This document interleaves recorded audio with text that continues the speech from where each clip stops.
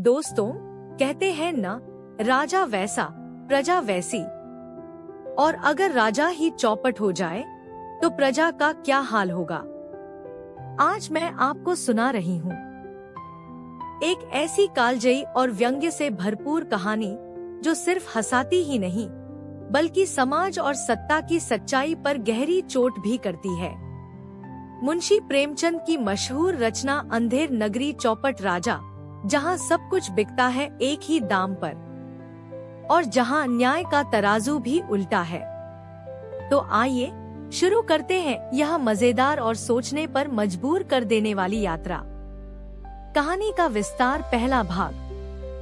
कहते हैं बहुत समय पहले एक गुरु और उनका शिष्य दूर दूर तक घूमकर साधना करते थे। एक दिन वे एक नगर में पहुँचे। जैसे ही नगर के द्वार पर पहुँचे, शिष्य ने देखा कि बाजार में सब कुछ एक ही दाम पर बिक रहा है। सब्जी हो या मिठाई, दूध हो या घी, यहाँ तक कि सोना चांदी, सब 1 पैसे सेर। शिष्य ने हैरानी से गुरु से पूछा, गुरुदेव, यह कैसा नगर है? यहाँ तो सब कुछ सस्ता और बराबर दाम पर है। गुरु मुस्कुराए, पर उनके चेहरे पर चिंता की लकीरें भी थी। उन्होंने कहा, बेटा, यह अंधेर नगरी है जहाँ राजा चौपट है। यहाँ की व्यवस्था उल्टी है और ऐसे राज्य का अंत हमेशा दुखद होता है। लेकिन शिष्य, जो युवा था और अनुभवहीन, बोला, गुरुदेव, यह तो स्वर्ग है। यहाँ रहने से तो भरपेट खा सकेंगे और आराम से जी सकेंगे। गुरु ने चेताया, नहीं बेटा, ऐसे स्थान पर रहना खतरनाक है। चलो यहाँ से आगे बढ़ते हैं। पर शिष्य जिद पर अड़ गया और गुरु अकेले आगे निकल गए। दूसरा भाग, शिष्य का ठहरना। शिष्य ने नगर में एक झोपड़ी बना ली और मजे से रहने लगा।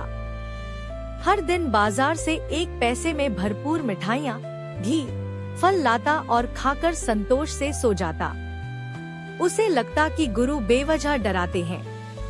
इसी बीच नगर में एक अनहोनी हुई।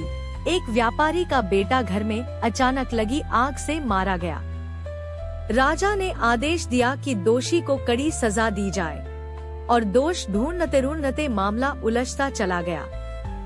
कभी बड़ी को दोषी ठहराया गया कि उसने दरवाजा गलत बनाया, कभी राजमिस्त्री को, कभी लोहार को। आखिर में बात आई नगर के फांसी देने वाले जल्लाद तक। तीसरा भाग, न्याय का तमाशा। जब जल्लाद ने कहा कि दोष उसका नहीं बल्कि राजा का है जिसने ऐसे कानून बनाए, तो राजा ने चौंक कर कहा, ठीक है, अगर दोष मेरा है तो मुझे ही फांसी दो। नगर में अफरातफरी मच गई। राजा ने अपनी ही मौत का आदेश दे दिया। लेकिन तभी राजपुरोहित ने कहा, महाराज, शास्त्रों के अनुसार फांसी का दंड ऐसे व्यक्ति को दिया जाना चाहिए जो सबसे पवित्र हो, ताकि राज्य के पाप धुल सकें। तलाश शुरू हुई और पता चला कि नगर में सबसे पवित्र, सबसे धर्मपरायण व्यक्ति वही साधु है जो हाल ही में यहाँ आकर बसा है, यानी गुरु का शिष्य।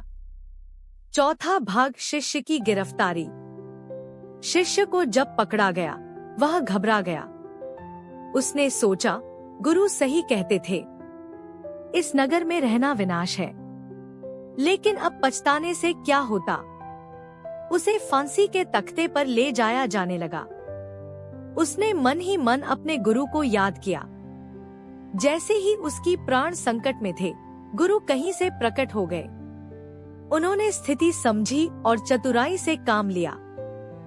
पांचवा भाग, गुरु की बुद्धिमानी। गुरु ने राजा से कहा, महाराज, यह घड़ी बहुत शुभ है। इस घड़ी में जो भी फांसी पर चढ़ेगा वह अगले जन्म में राजा बनेगा।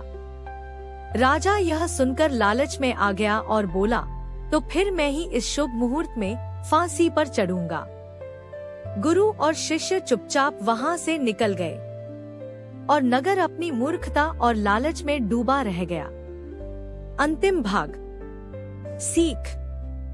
यह कहानी हमें सिखाती है कि शासन में विवेक, न्याय और दूरदर्शिता जरूरी है।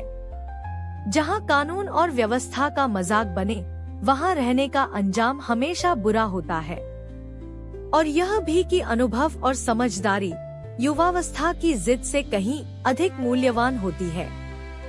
दोस्तों, कैसी लगी आपको मुंशी प्रेमचंद की यह व्यंग्य और बुद्धिमत्ता से भरी कहानी अंधेर नगरी चौपट राजा? अगर आपको यह कहानी पसंद आई हो तो वीडियो को लाइक करें, अपने दोस्तों के साथ शेयर करें और हमारे चैनल हिंदी ज्ञान सागर को सब्सक्राइब करना न भूलें। हम फिर मिलेंगे अगले वीडियो में एक और मजेदार और सीख देने वाली कहानी के साथ। जुड़े रहिए हमारे साथ और ज्ञान की इस यात्रा में कदम से कदम मिलाकर चलिए। धन्यवाद।